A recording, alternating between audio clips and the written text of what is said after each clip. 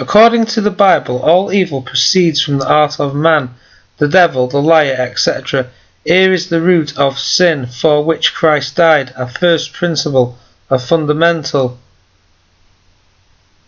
Moses wrote the book of Genesis. Now Yahweh made known his way unto Moses, Psalm 103 verse 7. And Yahweh spoke mouth to mouth with Moses his servant, and not by vision nor by dream. Numbers chapter 12 verses 6 to 8. Surely Moses, with a full knowledge of God's way, understood that a serpent symbolized man. Therefore Moses used a cunning, crafty serpent to symbolize the first Adam, who brought death to the world. And when Moses placed a brazen, refined by fire, serpent on a pole, he was again using a serpent to signify a man. Compare John chapter 3 verse 14 and 15, but this time to indicate the last Adam. 1 Corinthians chapter 15 verses 45 and 47, who brought life to the world by overcoming the work of the first Adam. The tempter. Every man is tempted when he is drawn away of his own lust and enticed. Then, when lust has conceived, it brings forth sin, and sin, when it is finished, brings forth death. James chapter 1 verses 14 and 15. James's every man had to include the man Adam, so was it not Adam's own lust which tempted him?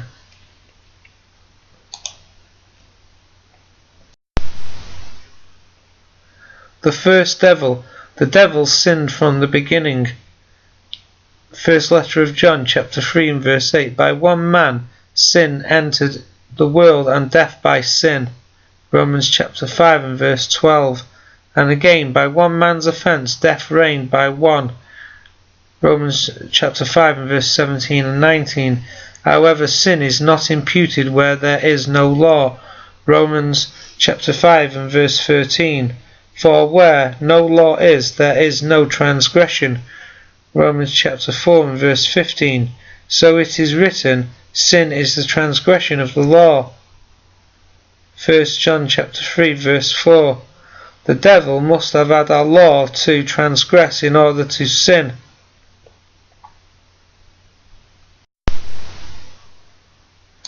The only creature in the beginning to whom a law was given was Adam, the one man who brought sin and death into the world. Could a literal serpent having no law transgress?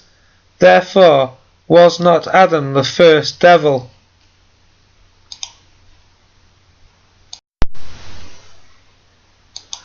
The first liar. Jesus said that the devil was the original liar. John chapter 8 and verse 44. Since Adam, as shown above, was that devil, then was not Adam the first liar?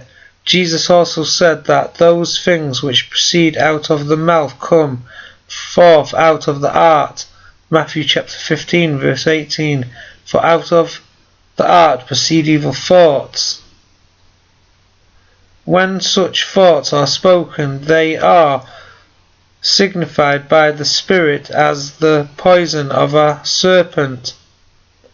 Psalm 140 verses 1 to 3, Romans chapter 3 verses 12 to 13. The tongue can no man tame, it is an unruly evil, full of deadly poison. James chapter 3 and verse 8.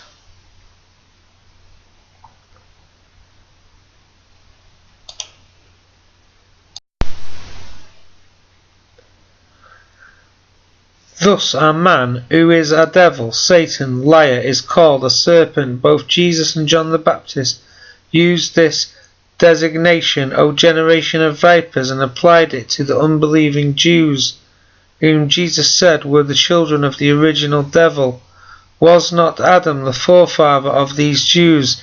Since Adam was that devil and that liar who deceived Eve, Eve was deceived, Adam was not.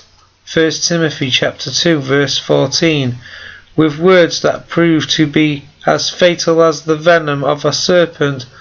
Was it not appropriate for Moses to call Adam a serpent? The angel, in revealing things to John on Patmos, identified the serpent as the devil and Satan, and since Adam was the original devil, Satan, liar, was he not the original serpent?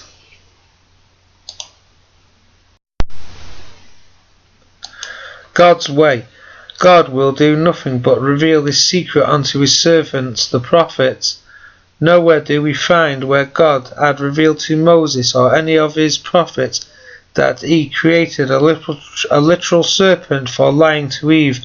Also, when God uses an agent to accomplish something, he names the agent and states the agent's purpose.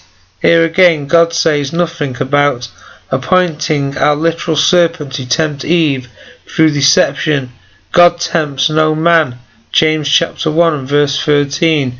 Neither would he create a creature for the sole purpose of tempting. Could anybody believe otherwise?